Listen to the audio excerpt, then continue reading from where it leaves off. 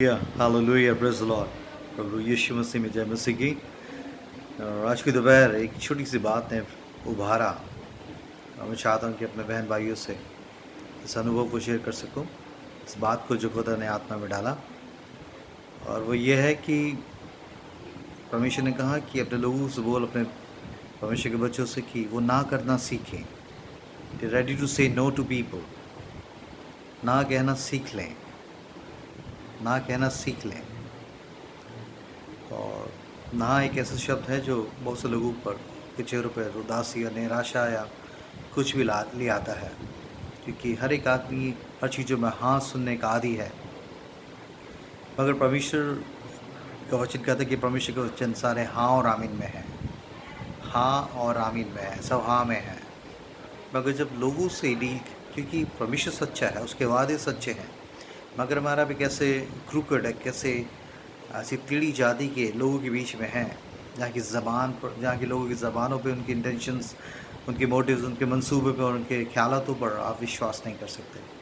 इसलिए आपको पवित्र आत्मा की अगुवाई में, स्पिरिट ऑफ डिजर्नमेंट में चलना है कि किसको ना कहना है, किसको हाँ कहना है। और परमेश्वर ने इस बात को कहा कि अपने बहन भाइयों को इस बात को मैं शेयर करूँ कि हम अपने जीवन में ना कहने के लिए भी अपने आप को तैयार कर सकें, क्योंकि यीशु मसीह ने खुद कहा कि तुम्हारी बात हाँ की हाँ या नहीं की नहीं की होनी चाहिए, हाँ या ना होना चाहिए, बीच का कोई एरिया नहीं होना चाहिए। मगर मेरा आप ऐसे संसार में हैं जहाँ इमोशनली मेरा आप इन बातों को में की ग्रिप में आ जाते हैं कि उसको क्या बुरा लगेगा, उसको कैसा लगेगा। इसलिए कई बार हमारे अंदर से परमेश्वर की आवाज़ को सुनने के बावजूद भी हम उसको हाँ कह देते हैं, और उसके बाद उसके कॉन्सिक्वेंसेस, उसके पेन, उसके दर्द और उन जख्मों को हम अनुभव करते हैं और चिल्लाते हैं बाद में। मगर परमेश्वर उन तमाम बातों से, ऐसे इमोशनल, ऐसे ट्रेजेडीज से हमें बचाना चाहता है, ऐसे दुर्घटनाओं से, जो इवन कई बार शैतान कुछ ऐसे लोगों को हमारे जीवन में भेजता है। इनको खुश करने के लिए, उनके चेहरे पर स्माइल लाने के लिए हम परमेश्वर की आत्मा की आवाज़ को अंदर से सुनने के बावजूद भी उन्हें हाँ कहते हैं, और बाद में उसके लिए बहुत पछताना पड़ता है। मगर परमेश्वर चाहता है कि मेरा आप ना कहना सीखें, और ना कहकर परमेश्वर की मर्जी में को हाँ कहना, परमेश्वर को खुश करने के लिए अपने आप को समर्पित करें। इससे आप आने वाले दिनों में बहुत आशीष पाएंगे। परमेश्वर का दास होने के बावजूद मैं इस बात को एक अनुभव से बोल रहा हूँ, क्योंकि मुझे किसी को ना कहना नहीं आता था, और कुछ गुजरे दिनों से कुछ लोगों ने कहा, हरसन भाई, लोगों को ना कहना सीखो।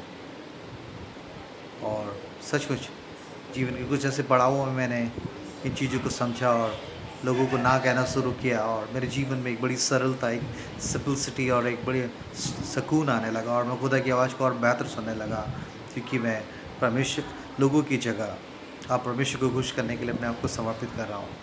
तभी पौलुस ने कहा, अगर मैं मनुष्य को खुश करता तो परमेश्वर का दास ना होता। मेरा परमेश्वर के बेटे बेटियां हैं, संसार और संसार के लोगों को खुश करने के लिए नहीं बुलाया गया। यकीनन हाँ, एक बड़ी सेक्रिफिशियल तरीके से उनको परमेश्वर में लाने के लिए, उसके प्रेम को दिखाने के लिए परमेश्वर ने मुझे और आपको चुना है। मगर उसका मतलब ये नहीं कि आप हर एक गलत बातों के लिए और गलत लोगों के लिए भी हाँ कहते रहें। तो इस छोटे से संदेश के साथ मैं समाप्त करूँगा। खुदा का रूह और आपको बेहतर समझाएं कि ना कहने का मतलब क्या है। कई बार यीशु मसीह से भी लोगों ने कहा, कैसे तू किस अधिकार से ये सब चीज़ों को करता है, हमें बता। तो यीशु मसीह ने उनको ही क्वेश्चन पुट अप कर दिया। उसने कहा कि मैं तुम्हें नहीं बताता। ना करा उसने नहीं बताया कि मैं किस अधिकार से करता, बल्कि उसने कहा, तुम मुझे बताओ कि यूहन्ना का बपतिस्मा स्वर्ग की तरफ से था कि नहीं। तो उसने उनसे क्वेश्चन ऐसा पुट अप किया। तो परमेश्वर ये बुद्धि मुझे और आपको दे कि सब लोगों को हाँ हाँ कहकर अपने जीवन को उनके ख़राब करने का मौका ना दें, बल्कि परमेश्वर की आवाज़ को सुने और लोगों को ना कहना सीखें, ताकि आप परमेश्वर की आवाज़ को और क्लियरिटी से सुन सकें। God bless you all. प्रभु आप सबको बहुत आशीष दे। आमीन।